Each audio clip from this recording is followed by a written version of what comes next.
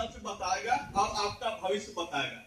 तो सरदार जी क्या के उठ के गए उस मशीन के पास और एक सिक्का डालते हैं उसमें, तो उस मशीन में से आवाज आती है, आप सरदार अमर जी हैं, आपकी उम्र 45 साल है और आप मालदह से कलकत्ता जाने वाले हैं और आपका ट्रेन जो है 1 घंटे लेट है। तो सरदार जी काफी आश्चर्य में पड़ गए कि भाई ये बात क्या है, इस मशीन को मेरे बारे में कैसे पता चला। तो सरदार जी बोले नहीं कुछ तो बात है। तो मशीन के आगे पीछे गए, सरदार जी को कुछ समझ में नहीं आया, बोला आज कुछ भी हो जाए इस बात का हम सच्चाई पता करके ही छोड़ेंगे। तो सरदार जी को लगा कि चलो अभी तो टाइम है। तो सरदार जी क्या करते, प्लेटफॉर्म से उठते हैं और वो बाहर आ जाते हैं। जब बाहर आते हैं तो उसे एक सैलून की दुकान नजर आती है। सरदार जी ने क्या किया, अपना दाढ़ी और केस को बनवा लिया। अब वापस फिर उस मशीन के पास जाते हैं और जब मशीन के पास जाके फिर से वो सिक्का डालते हैं, अब मशीन में से आवाज आती है कि आप अभी भी सरदार अमरजीत सिंह जी हैं और आपकी उम्र जो है 45 साल है और आप मालदह से कलकत्ता जाने वाले हैं। तो सरदार जी को लगा अरे यार क्या बात है, पहले तो हम दाढ़ी में थे पकड़ लिए, अब बिना दाढ़ी का है तो भी सरदार जी को पकड़ में आ गया। तो बोला नहीं कुछ तो गड़बड़ है। फिर मशीन के आगे पीछे गए, सरदार जी को समझ में नहीं आया, बोला आज कुछ भी हो जाए बगैर सच्चाई का पता लगाए हम यहाँ से जाएंगे नहीं। तो सरदार जी फिर क्या करते, वापस प्लेटफॉर्म से बाहर निकलते हैं और बाहर जैसे ही जाते उनकी नजर जो है कपड़े के दुकान पर पड़ती है और जैसे ही कपड़े के दुकान पर जाते हैं उसे घुड़का मिलता है जो कपड़ा ढका हुआ रहता है।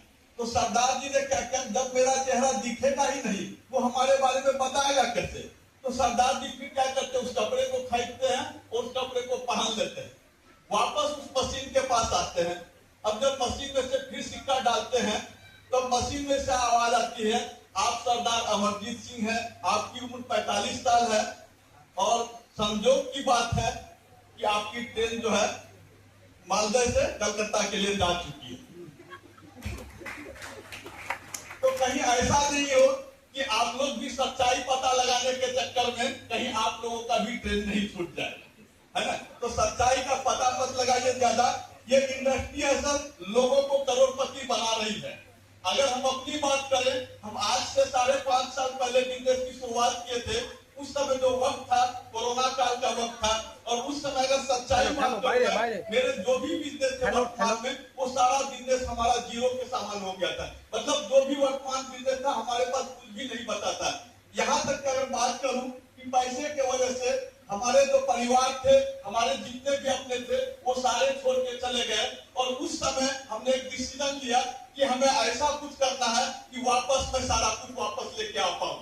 और उसी समय तलाश करते करते मीठर का मुझे मतलब शुरुआत हुआ, मीठर का प्लेटफॉर्म मिला और उस प्लेटफॉर्म पर जैसे ही मिला तो मुझे एक ही चीज समझ में आई थी कि जब बिटकॉइन जब 0 पैसे मतलब 6 पैसे से शुरुआत हुआ था और उस समय 40 लाख पे गया था, 6 पैसा का कॉइन जब 40 लाख रुपए आ जा सकता है, जब मीठर का खुद का ब्लॉकचेन है और ये भी शुरुआत जो हुआ वही 5 सेंट से हुआ है। निश्चित रूप से आने वाले 5 से 10 साल अगर लगातार अगर इस सिस्टम में काम करते रहे तो निश्चित रूप से आने वाले वक्त में ये सिस्टम हमें भी करोड़पति बना सकता है।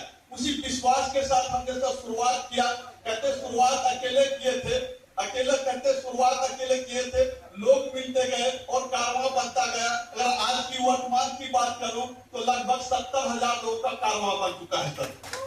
अगर बात करूं जीरो से हीरो बनने का सफर, हमारे पास कुछ भी नहीं था, लेकिन आज अगर हम आपके बीच चल के आए हैं तो 50 लाख की गाड़ी पर चल के हमारे आप लोगों के बीच में आ पाए हैं। और आज की अगर बात करूं सर, हमारे टीम की बात करूं, 70,000 में से हजारों ऐसे लोग हैं जो करोड़पति बन चुके हैं और हजारों ऐसे लोग तैयार हैं जो अर्ध करोड़पति बन चुके हैं और आने वाले वक्त में वो सारे लोग भी करोड़पति बनने वाले हैं। बस आपको करना कुछ नहीं सर, एक छोटा सा काम करना है। क्या तैयार है आप लोग? तैयार हैं? तैयार है तो बस आपको सिर्फ एक फॉर्मूला के ऊपर काम करना है। आपको अपलाइन से पूछना है कि हमें कैसे करना है। आपको अपने आपके जो भी एक्टिव और ग्रोइंग अपलाइन है उनसे पूछना है कैसे करना है और आपको अपने लाइफ लाइन को बताना है ऐसे करना है और बीच में आपको पैसे कमाना है सर। सिर्फ इसी फॉर्मूले को अगर आप करते चले, लगातार काम करते चलेंगे, तो निश्चित रूप से हम कह सकते हैं कि लगातार 1 से 2 साल अगर आप लगातार मेहनत करते रहे, तो निश्चित रूप से आपकी भी सफलता तय है। कहते होते हैं दिन में हौसले, मिलते हैं उनको रास्ते, ये दुनिया में एक और दो बुज़दिलों के वास्ते। इन्हीं सबके साथ हम अपनी वाणी को विराम देते हैं, क्योंकि अभी आपके बीच में हम चाहेंगे, हमारे बीच में हमारे विपुल सर, हम चाहेंगे उनके लिए एक जोरदार ताली, जिन्होंने मालदा में ये